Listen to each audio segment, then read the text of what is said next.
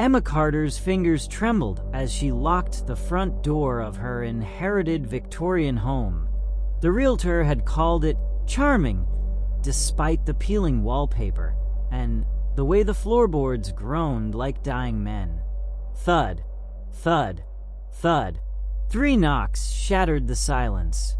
Midnight, through the peephole, an empty porch. Then a wet, ragged breath fogged the glass. Emma threw open the door, baseball bat raised. Cold wind rushed in, carrying the stench of rotting meat and damp soil. "Let me in." The whisper came from the oak tree in her yard, hanging from its branches, a noose, swaying gently. That night, footsteps paced her hallway, heavy, uneven, as if something dragged its left leg. Then they stopped outside her bedroom. The doorknob rattled. A black silhouette stretched beneath her door. Too tall, too thin. It didn't move.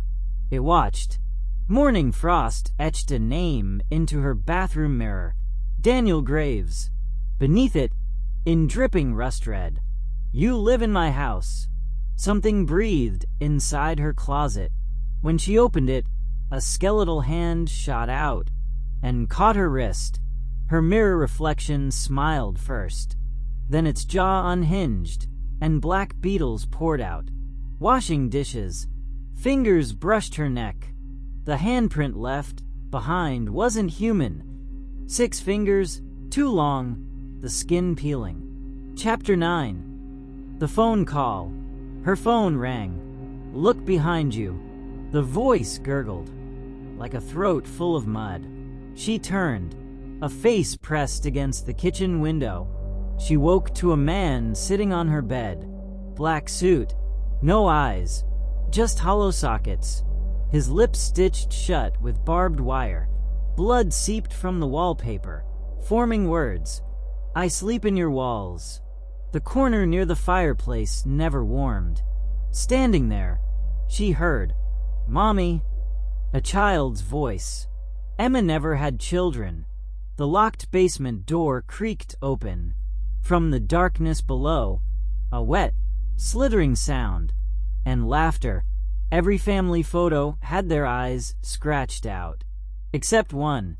In it, a corpse in a wedding dress stood behind them, its grin too wide. She dreamed of digging her own grave. At the bottom, a coffin with her name. Inside, her corpse sat up and screamed. Emma pressed her back against the front door as the pounding shook the frame. Thud, thud, thud. Then silence. A wet chuckle echoed from inside her living room. The trapdoor crashed open at 3 a.m. Something scurried across the ceiling. Then, a child's porcelain doll dropped onto her bed, its face eaten by rot, its dress stained with old blood, stitched into its chest. "Play with me, Emma." Her reflection no longer matched her movements. It smiled when she screamed. It mouthed words she couldn't hear. Then one night, it stepped out of the glass. They came from the walls now. "Emma, we're hungry." Hundreds of voices, men, women, children, all whispering as one. She woke to dripping. Black sludge oozed from every faucet. When she touched it, it grabbed back. She awoke, standing in Blackwood Cemetery, her bare feet cut on broken headstones. In her hand, a shovel. Before her, a freshly dug grave. And at the bottom, a coffin with her name. The tall man in the black suit never spoke. He simply watched from dark corners. His stitched mouth twitched when she cried. Then one night, he reached for her. Emma's hands moved without her. They scratched messages into her own skin. "He's coming. Let him in. Daniel waits." The town archives revealed Daniel Graves built the house in 1893. He murdered his entire family in their sleep. He hung himself from the attic rafters. His body was never buried. Emma looked up at her ceiling. Something scratched back. She found it hidden behind the attic insulation. Frayed rope, dark stains, and a lock of blonde hair. Not hers, still tangled in the fibers. Emma ran for the front door, but the hallway stretched endlessly. All exits disappeared. The walls bled, and from every shadow, laughter. Daniel appeared standing at her bedside. His stitches rotted away, revealing a black, endless void where his mouth should be. "Join us." 100 voices whispered through him. "We're so lonely." Emma clutched the noose. The house shuddered around her. The walls screamed, and Daniel held out his hand. She stopped fighting. The cold felt comforting now. The whispers sounded like family. Emma smiled as the rope tightened around her neck. She awoke changed. The house breathed with her. The shadows obeyed her. And in the mirrors, Daniel stood beside her, his hand on her shoulder. The moving van pulled away, leaving Jason and Melissa Hartman standing on the porch of their dream home.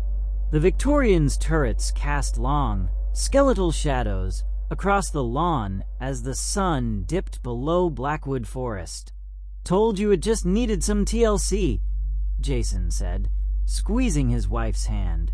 The door creaked as he turned the key. Melissa hesitated. The air rushing past them smelled wrong, like wet earth and copper. "Did you hear that?" Scratch, scratch, scratch, from somewhere above them. Chapter 42. The First Night. Melissa jolted awake at 3:17 a.m. The digital clock's red glow painted the room bloody. Thump, thump, thump. Something rolled across the attic floor.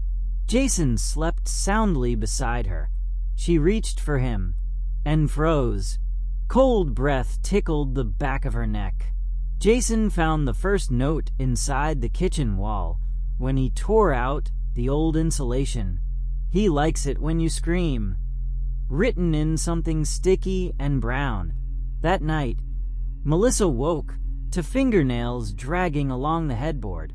She turned.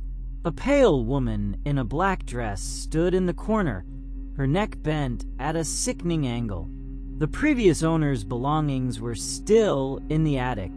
Melissa flipped through a photo album. Every picture of Emma Carter had her eyes scratched out. The last page held a single unmarked Polaroid, a noose hanging from the attic beam, a shadowy figure mid-swing, and beneath it a woman, Emma, looking up, smiling. The basement door wouldn't stay shut. Jason nailed it closed. The next morning, the nails were stacked neatly on the floor, and the door stood wide open. From the darkness below, Jason, his mother's voice. His mother had been dead for 6 years. Melissa woke, standing in the attic, her fingers knotting a rope. Jason found her humming a lullaby she'd never heard before. When he grabbed her, she spun around, her pupils swallowed by black. "She's almost ready," Melissa whispered. Not Melissa's voice. The town librarian slid a newspaper across the desk. "Local woman missing, Emma Carter, 28. The photo showed their house." The last line made Jason's blood freeze. Neighbors reported hearing laughter coming from the attic the night she vanished. Melissa stood before the attic noose, her movements jerky, like a puppet. "Join us," she murmured, her mouth moving out of sync with the words. Jason screamed, and the house screamed back. The walls bled black. Shadows crawled like insects. And from the basement, the attic, the walls, a chorus whispered, "Stay." Jason grabbed Melissa. The front door wouldn't open. The realtor frowned at the paperwork. "Hartman's just up and left. No notice." The new buyers grinned. "We love fixer-uppers." As they walked through the house, The attic trapdoor creaked open behind them. A single rope swayed gently, and from the walls, something giggled.